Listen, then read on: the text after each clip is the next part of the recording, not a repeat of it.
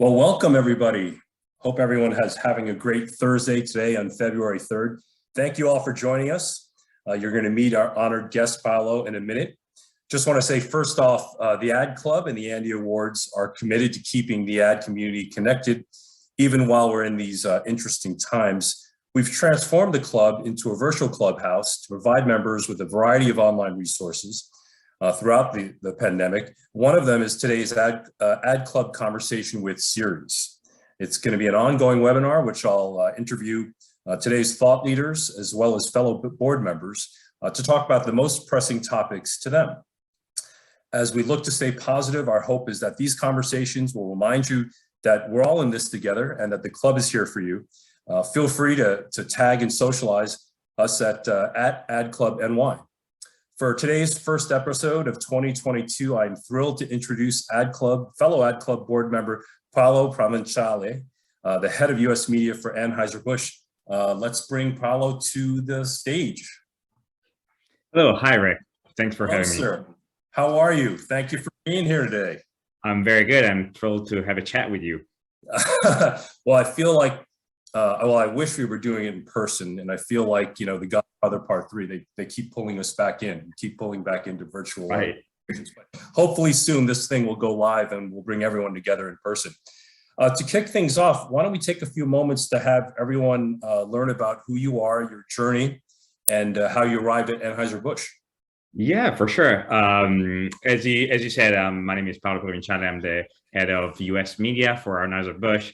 And I think that, the best way to describe the way I got here is just by saying that I'm a performance marketer by training that runs media for one of the most iconic brand advertisers in the country, and I feel very lucky and privileged because of that. In my career, I had the luxury of working with some of the best digital marketers in the industry. When I spent almost 10 years of my career at Google, a company that has definitely shaped the industry. And now I'm extremely lucky and privileged to work alongside some of what I believe are the best brand marketers in the world at ADPI. And maybe because of this somehow peculiar profile that pushes me to look at things a little bit different sometimes. And I know Rick and I have oftentimes conversation about this, maybe because of the brands I represent, or maybe because of the things I say or the work I do with my team, piques people's interest. I'm lucky enough to be invited to have public conversations with great people like you, Rick, that we're having today. So thank you for having me again. And but as you said, I'm also an Ad Club board member, together with you and many other esteemed colleagues. And I think that at the end up means that I'm very passionate about the advertising industry and actually the role that we can all play in making both the industry and the world we live in a better place. And this is what really, gets me motivated to get out of bed in the morning. And so I guess that's also what we're here today, kind of to spread somehow a positive message and make this interesting. For sure. Thank you for the kind words. And it's been a pleasure to have you join the board and having you so engaged with the Ad Club board and the membership in general. So thank you. So part of the format is to have our esteemed guests kind of talk about things that are passionate to them. And as we kick off today's conversation, I understand one of the key strategic initiatives you're leading at Anheuser-Busch, and it's digital transformation efforts. Can you share what that process looks like, especially for a company that has such a long history? Founded in 1852 originally. So you've seen many iterations, many gyrations of what marketing looks like. So what does digital transformation look like for Anheuser-Busch? Yeah, for sure. It's a great question. And I think that, we call it transformation. I think it's a very appealing name, but in the end of the day, it goes back to the roots of one thing that we as a company believe fundamentally, which is putting people first and the way people behave. So really the digital transformation in media, it means that adjusting to the way people consume content nowadays. And just a couple of examples, right? In the past, when in the 50s and 60s and even later when there was the golden age of TV, you had 300 ads a day and you had 90% reach, right? Today you have 41% of the US households, and maybe Rick, you can hold me honest to this, that are either cord cutters or cord nevers, right? And therefore, you know, CTV becomes super important.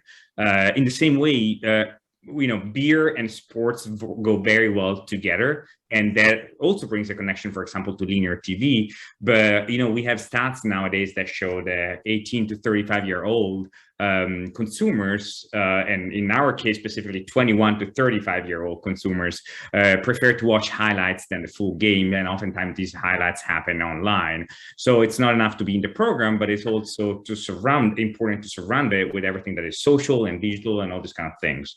So I think that the real transformation is happening in consumer behavior, and we're trying to adapt to these increasingly fragmented consumption and channels that we have. But all of this starts from an organizational standpoint, and making sure that everyone can get behind it and be familiar with all the testing tools and technologies and opportunities that, you know, digital and all the tech, you know, digital and other channels can bring. A big component of this is obviously the way we think about data and collecting data, enriching data, and activating on data for targeting, measurement, and a combination of first and third party data and all those kind of things. And as you very well know, this requires also setting up a set of capabilities, infrastructure, and actually just have the team being proficient with all the, you know, the new data landscape brings. And this is what me and my team have been very busy on, and has been definitely an exciting journey. I can imagine, especially moving such a large organization, you know, in such a transformative time. Yeah, obviously, it's also a topic that's near and dear to Nielsen as well, as we look to what comparability means in the new world and building cross-media measurement with the launch of Nielsen One. So look forward to having that conversation with you as well. You know, one of the things that I know is that's been near and dear to your heart, both professionally and kind of as a side hobby, is the whole notion of consumer attention. Can you talk a little bit about, you know, in our ever increasing cluttered media environment, you know, your approach to solving that challenge? Yes, absolutely. And I think that, you know, in your question, there is a little bit of a two-part. One is thinking about the cluttered media environment, which is, you know, consumer are now bombarded with messages and channels and content everywhere, right? And the fascinating thing is that they've developed this superpower, I call it, which is being able to discern between what they deem relevant and not relevant to them, and then just tuning out what's irrelevant to them, right? And so for a brand, it becomes both a game of relevance and resonance. And relevance is, you know, what we know in advertising, right message to the right person at the right time. And resonance instead becomes how you can actually speak to the thing that they care about.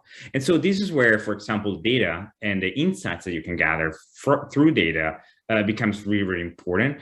And then how you activate on those passion points, if you will, through a combination of what you can do from a media standpoint, from a brand standpoint, from a sponsorship standpoint, from an experiential standpoint.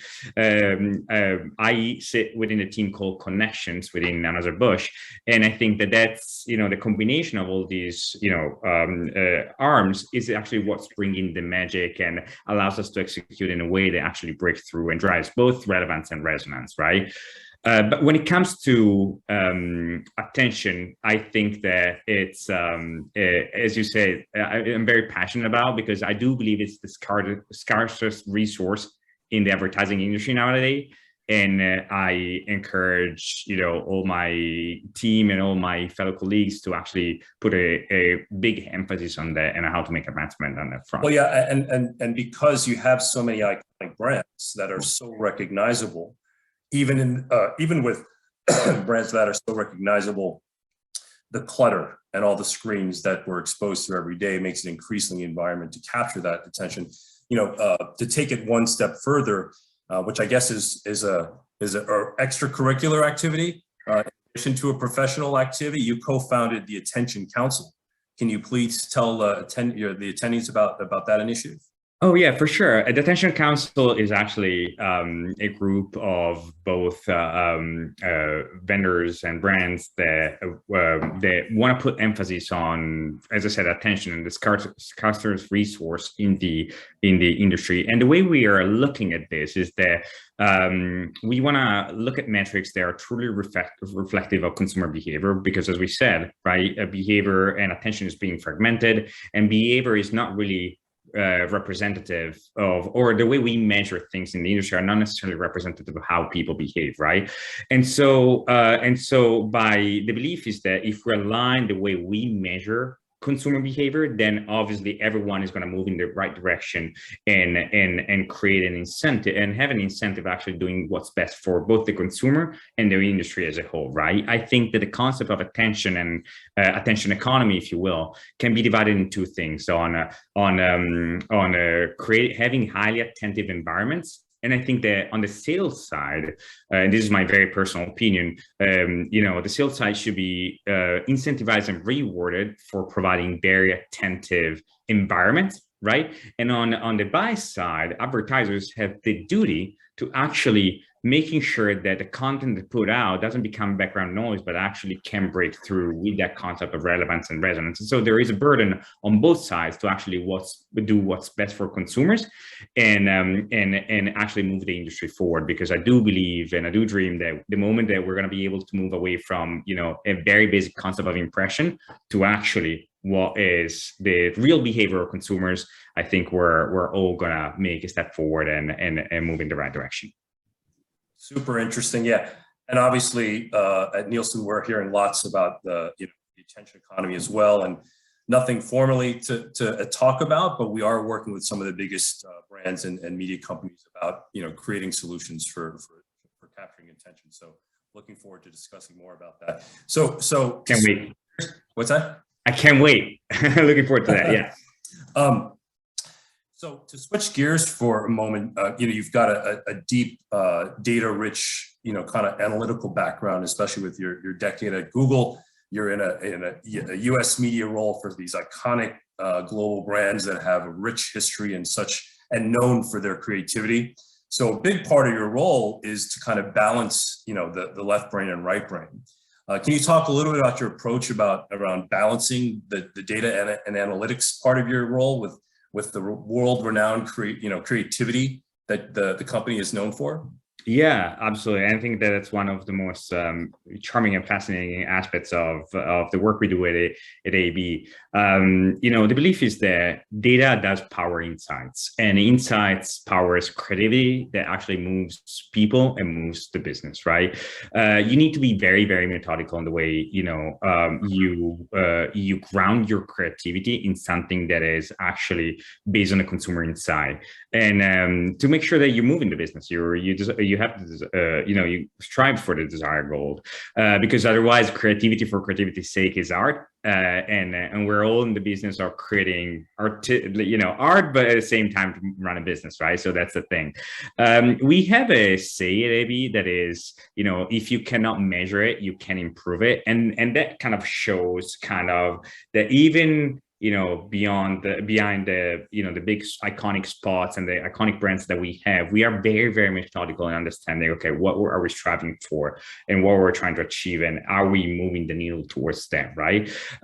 So data can provide the foundations of, and the measurement can provide the foundations for the creativity work that you do, and it can allow you to be methodical in solving your problem. But at the end of the day, data can only take you so far, and also, and from where you see, Rick, this better than I do. There are also some limitations in the way we can use data and measure and all the kind of things, and therefore that is where that extra element of the creativity and the ingenuity of a lot of the brands that I represent comes through, and in a way that is unique and then charms and convinces and persuades people. Do you find yourself, you go back to the history of the company and all the iconic brands, is there been a struggle as you've become more, data and analytics minded and more measurement minded? Has there been a struggle between?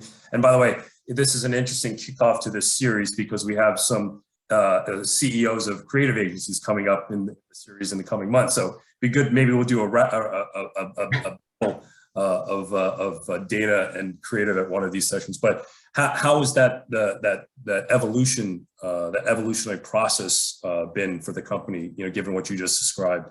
I think it has been overall positive. Obviously, there are things that we need to work through as part of, fine-tuning the processes and everything that we do. But at the end of the day, once everyone realized that, data and measurement and all these kind of things, or setting very clear objectives for what we're trying to do wasn't necessarily a boundary to the creativity, but actually something that gave you a purpose for, the ideas and the creativity that you want to have has been very very positive for everyone. And this is, I think, that what we've seen now is that the way we work with a lot of our creative agencies and our brand teams is that they do seek that data that can power that insights, right? Because that is what really how you need to frame your conversation in terms of saying, okay, who are we trying to talk to? What is the barrier that we want them to overcome in terms of perception or in terms of habit? And then how do we do that? How do we tell that story? And when your problem statement is clear,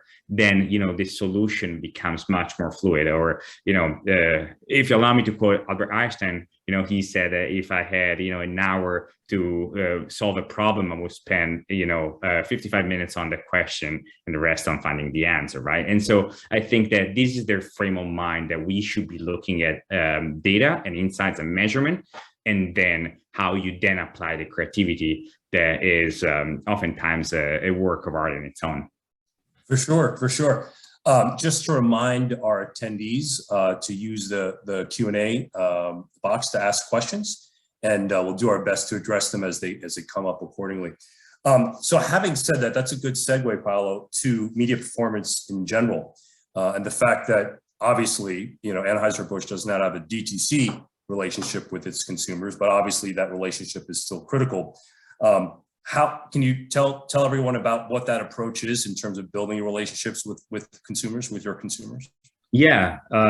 So we have, as you said, we obviously a CPG company, and therefore, we don't have the direct to consumer channel that's developed as other industries. And in particular, when it comes to AlcBev, in the US, we operate in the context of what's called a 3-tier system, where we have a brewer, in our case, a wholesaler and a retailer, and a brewer cannot sell directly to the consumer. And therefore, we have very, very tight laws related to that. And so we had to, think about how we were going to go and source, and create that consumer connection, and source our first party data. Now the cookies are dying and all these kind of things, right?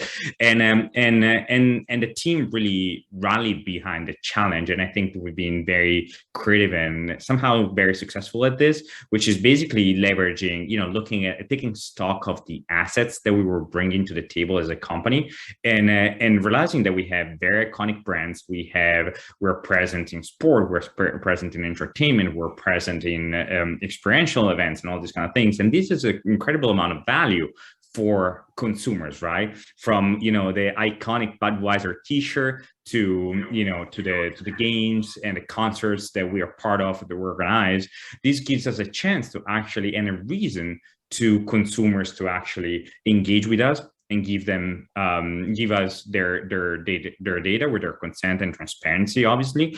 And I think that the exercise that we had to do in order to get there was simply by shifting our mind from the traditional brand advertiser kind of standpoint of broadcasting out a message, and this is my brand, this is my message, to really think about what do consumer wants and what is the value exchange that we can offer to them, right? What is the reason that they should, engage with us, give us their attention, and further down the line, give us their data and re-engage with us and all this kind of things. So there has been the mind shift, but I think it's been very powerful. And we have a lot of fun examples that we've done in the past in order to. Well, I would imagine, and back to the whole notion of consumer attention, that given everything you just described, that social and influencer marketing is probably increasingly playing a bigger role in your media mix. Yeah, absolutely. Social influencer is definitely one of the many channels that we use, right? And they all have a role. When it comes to influencers, it's fantastic to think how much weight, even though for a niche community, that what we can call broad equity, because as a brand we go and speak, through an influencer can have. And so as part of your media mix and your marketing approach, you need to balance, the depth with the reach and how wide you want to go. And definitely influencers have a role for that depth, unless obviously we're talking about superstar influencers that oftentimes we work with as well. But social, in a more broad sense, when we even think about paid social, oftentimes now it can be a replacement for mass media, right? It gives you an incredible amounts of scale, but it also works according to different rules and different formats and different engagement practices, and therefore they are definitely a critical component of having the direct connection with consumers. But there is no silver bullet. There's no one size fits all. It needs to be part of a very balanced mix depending on the goals you're going after. Yeah, that makes a lot of sense. So to switch gears slightly, needless to say, and you mentioned it before, moving towards a cookieless world, we're increasingly becoming a privacy-first industry. How has this impacted your kind of go-to-market strategy and the way you work with media and ad tech companies? It's, first and foremost on the data privacy side, and we actually just concluded a roadshow within the organization, the US organization, talking about data privacy and how critical and fundamental it is for all of us now, right?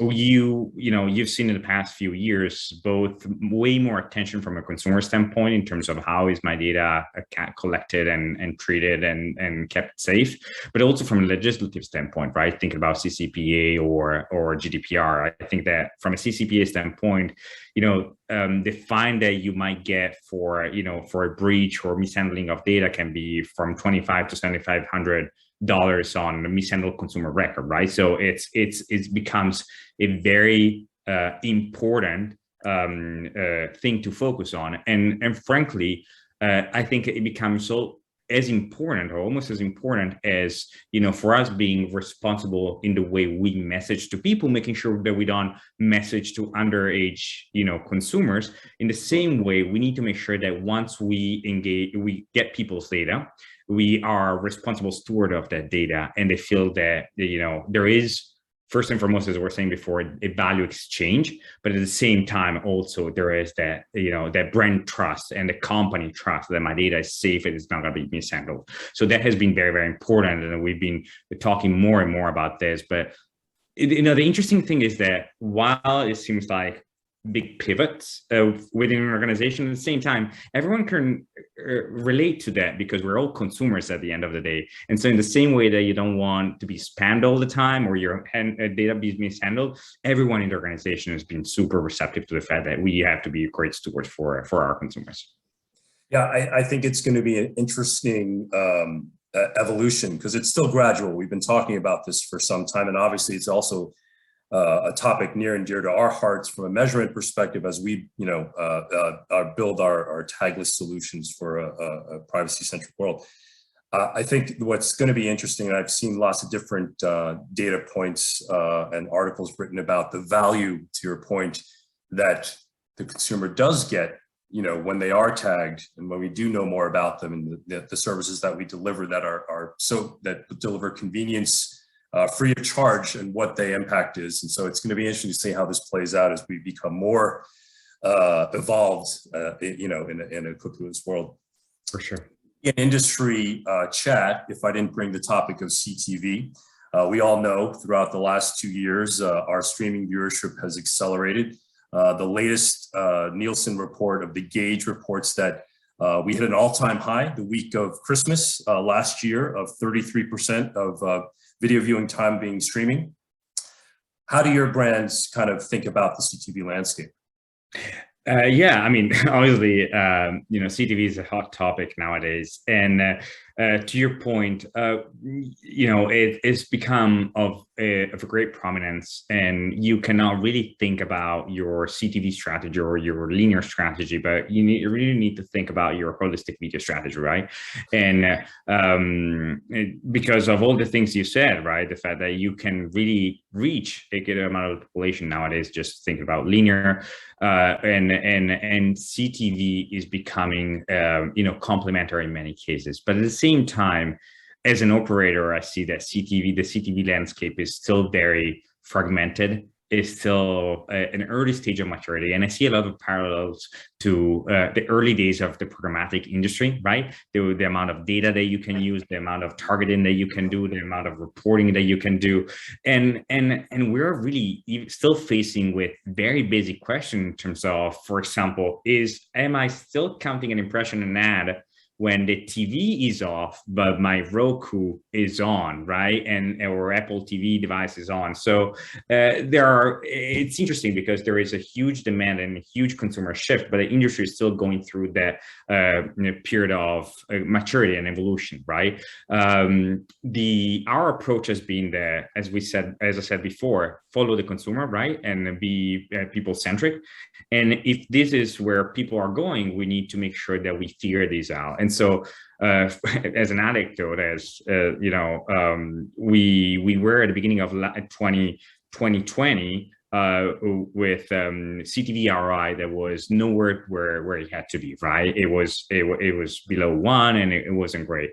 And so we were running a bunch of analysis with our analytics team, and the recommendation came back of saying, divest and go back into channels that are more higher ROI. And this is where we had a conversation. When I had a conversation with my CMO in terms of saying, this is where consumers are going. So there is no excuse for us on pulling back, but actually we need to double down and make this work, right?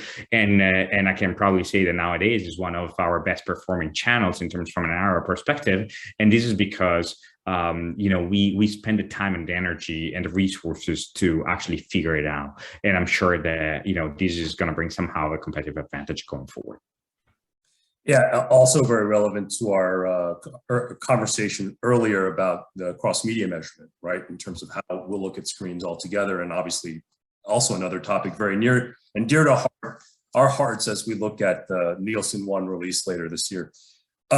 So given what you just described, Paolo, what is next? What's on the horizon for Anheuser-Busch? What are the areas of innovation of the many? By the way, when you mentioned the programmatic, I almost want to always tagline the Wild West, that period of time when the programmatic first came to the scene, because we are living some of those same themes. But anyway, I digress.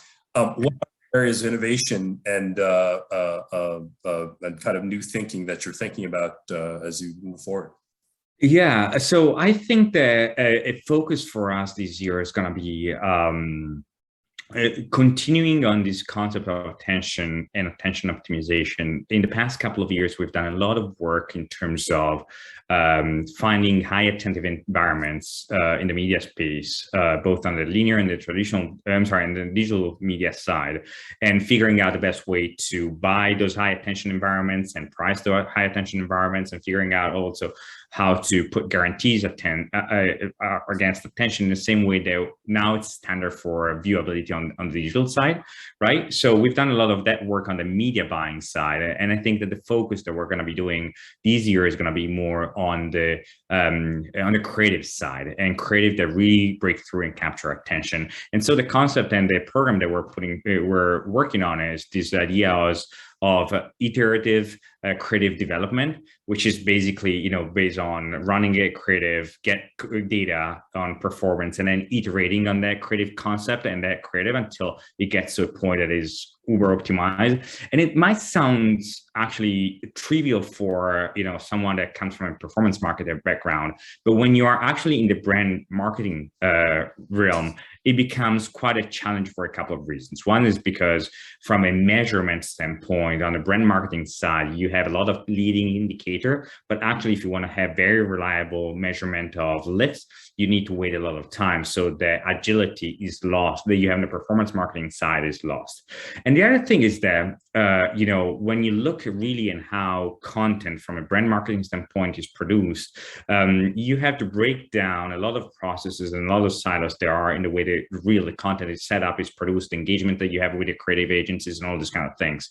And the great thing for us is that we obviously work with a lot of great external creative agencies, but also we have our own in-house creative agency called Draftline, and they have been set up a few years ago to really help us in this digital transformation and really make our creative way more data driven, all these kind of things. And so they are my best partners and my team's best partners in figuring out how we can create this logic of dynamic optimization in the world of brand marketing. Together, we're working with a lot of measurement partners in order to solve that measurement challenge.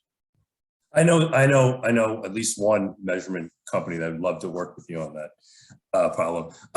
We are, yeah. Having said that, as we kick off this year, and this is a broader question we had chatted about, what do you think is the biggest trend will be for brand marketers in general, from an industry perspective? And then, what is the thing that you think will be biggest for in your role and for the company? Yeah, thank you. This actually reminds me of a question that I always ask when I interview people, which is kind of, what do you think is the most overhyped thing in the industry and the most overlooked thing in the industry, right? So I'm going to answer your question by giving Paolo's hot takes, and these are absolutely my own personal opinion, but let's make this a little bit fun. So overhyped, I think that everyone is gonna act and pretend like they have a metaverse presence and strategy, when my belief is that the metaverse is something that's going to be very important and transformational, but we're still a few years away. And so the truth is that there has to be a lot of foundational work to be done. But I think there is going to be the feeling that people are already there, and the metaverse is already there to create a little bit of a FOMO. But at the same time, I think that from on the flip side, the most overlooked thing for me is this whole concept of attention and attention measurement and all this kind of thing. I think that we need to, as marketers, as professionals, we need to recenter the conversation about true consumer behavior, and we need to obsess about capturing, retaining, and making sure that once we have the privilege of capturing someone's attention, then we're able to engage in a conversation and dialogue that shifts their perception to what our goal is. And so that is going to be very, very important. And there is a lot of work to be done by many companies. And I think that this is going to be critical for the advancement of the industry. But to really answer your question in terms of what's going to be most talked about, I think that this topic of TV and CTV is always going to be a hot topic, especially as we get closer to the upfronts, right?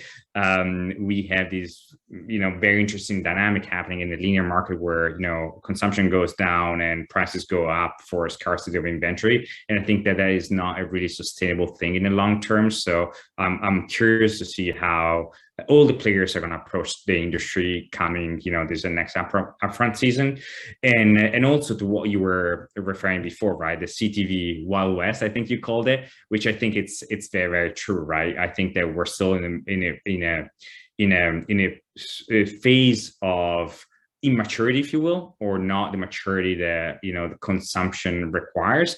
And therefore, I think that there needs to be a lot of work done on that side of the industry in order to fully command the space that probably deserves from a behavioral and a consumer consumption standpoint. Yeah, it's like every other trend in our industry, every hot digital trend, there'll be the implosion and the shakeout, right? And I think we've seen elements of that already. 100%. Naming names, but I completely. But by the way, Paolo hot takes. I think that's what you said. I think that could become a. Me, it's a hashtag already. I don't even know. We can set up a podcast at some point, whenever you want. I think we just created one just now. Look at that. Innovation on the fly. The other thing that what's interesting, I think we're also as an industry thinking very much about the current environments that we're in. There's a lot of CTV conversation, obviously, because we're consuming so much as consumers, talking a lot about it, so much content's being invested in. But I also think, and you and I talked about this before, prior to the pandemic, experiential was really on the rise, digital out of home on the rise. And also, I think that's also taken a lot of great innovative turns in this environment when, people are outside more. But I think those are two topics that I think two categories that have been potentially, underserved in this environment, experiential in particular, obviously, because no one's getting together. But I do think they're potentially going to have another resurgence, when we come out of this. What are your thoughts on that? 100%. And I think that I'm lucky to work with a great colleague of mine, Ronnie, who sits in besides me and my team. She's done an incredible work in terms of pivoting for our company from an experiential standpoint, from in real life events to virtual events, as much as we're trying to do also here at the Ad Club. But I think that the future is probably going to be somehow a hybrid approach. And that is going to be very, very interesting. I think one of the problems that we had with experiential in the past is that they go very deep and they get people very involved, but they have somehow of a limited footprint. But now when you think about experiential in the sense that you can still have that in real life experience, but then you can extrapolate it out for a much larger audience, that is where, it brings forward the best of both worlds. So I'm excited to see what, out of what we're going to create out of necessity, but it's probably going to drive the industry forward. Yeah, for sure. And I look forward to the times when we can talk about experience, just so we can actually do things again. Sure. Just as a reminder, don't forget to enter your questions into the Q&A chat. We're almost at time. There are a few questions that are coming through. One is more about how Anheuser-Busch augments its traditional ads, like for big events like the Super Bowl with newer formats. Do you typically approach it with comprehensive messaging where they all kind of support each other, or they're kind of standalones, or a combination of both? Everything has to be integrated, right? Everything has to follow a through line in terms of communication, content, objective, and all these kind of things. But every channel and every ad possibly have a different role, right? The way we think about it, for example, is in the context of e-commerce. We are, as we are preparing, for example, for the Super Bowl, we want people to stock up on our brands and our beers. And the way you do that nowadays in the world we live in, oftentimes is not just going to the store, but actually buying online. So we're iterating a lot of our creative assets in a way that maintains the spirit of the brand, but also adds a QR code on CTV or a call to action, a way that you can buy online. So every different kind of format and everything different kind of message has its own role. But it all has to come together in an integrated marketing campaign. And that's what we always try to do, to the point that the way we develop our campaigns actually have this integrated briefing where you have obviously the brand teams and the creative agencies, the media agency, the media team, but you also have the data team, you have the e-commerce team, you have the loyalty team, you have the website team, because everything has to come together in one unique ecosystem. Do you have, as we start to wrap up, do you have one thing that you're looking forward to most this coming year? Besides going back in real life event? No, I think that, listen, I think that what gets me most excited is this pivotal moment in time that we are, because out of necessity, out of everything that we went through in the past couple of years, it forced all of us to rethink kind of some of the approach that we're taking to many things within the industry and the way we work and the way we do our job. And this has definitely sparked creativity. So I'm really looking forward to see what we can all do from an industry as a whole, but also has, conversations around video, around experiential, around, measurement, around data, around consumers is going to evolve. So nothing in particular besides what we talked about, but way more about, I think we're in a historical moment within the industry, and I'm tend to be optimistic about it. I agree. I agree. I think it's never been a more exciting time to be in the industry. And I also think we don't know what we don't know yet when we actually return to kind of normalcy, so to speak, and the things that will come out of it. On that note, I think one last question I'll ask from the audience, which is relevant to that point. Please expand your thoughts on digital out of home. Can you see video in the real world reaching a consumer that has left linear and is so much harder to connect with? I'm actually a big fan of digital out of home. I think that we've done through our partners some very interesting things, and it fascinates me in the same way that many other what we in the past we call traditional mediums, right, are now having a resurgence with a come of digital and data and all the technology that you can provide, right? So from an out of home perspective, you can do a lot of targeted and triggered activations that are really breaking through to people in a way that you can't by just looking at a screen, right? Because they are in the real world environment that we all love and miss. So that's that. But in the same way, the same parallel that we can do is what we do from a connected TV standpoint, thinking about linear TV or traditional TV, what we can do from an audio standpoint, thinking about radio and podcasts and digital radio and all those kind of things. So I'm excited about what this channel can bring and the evolution, the combination of the more traditional out of home and digital out of home, but in the same way that I'm excited about all these old new channels that are coming through in the way they are going to be digitally enhanced and data enhanced. Couldn't agree with you more. And for those of you who don't know, the Andes is also part of the Ad Club. We produce them every year, Global Creative Excellence Awards.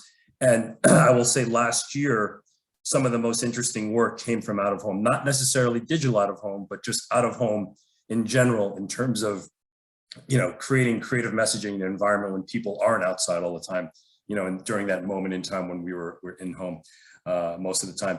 Paolo, thanks so much for sharing these insights. For everyone tuning in, you're gonna have to catch the rest of our conversation on the new podcast that Paolo and I are launching soon. But yeah, but thank you so much for being here. A really great conversation. It was a great kickoff to the Conversation with series. As a reminder, all our attendees, don't forget to register for our next conversation with Nancy Reyes. She's the CEO of TBWA Chai a Day, New York, on Wednesday, February 23rd. We're going to get the creative perspective to what we discussed with Paolo today. Visit theadvertisingclub.org for the schedule. There's still time for members to register for tomorrow's free professional development series on how to succeed in a hybrid world. So thanks everyone for attending. Thank you, Paolo, for being here today. Everyone, have a great day, and hopefully we'll see you at the club. Thank you, Ray.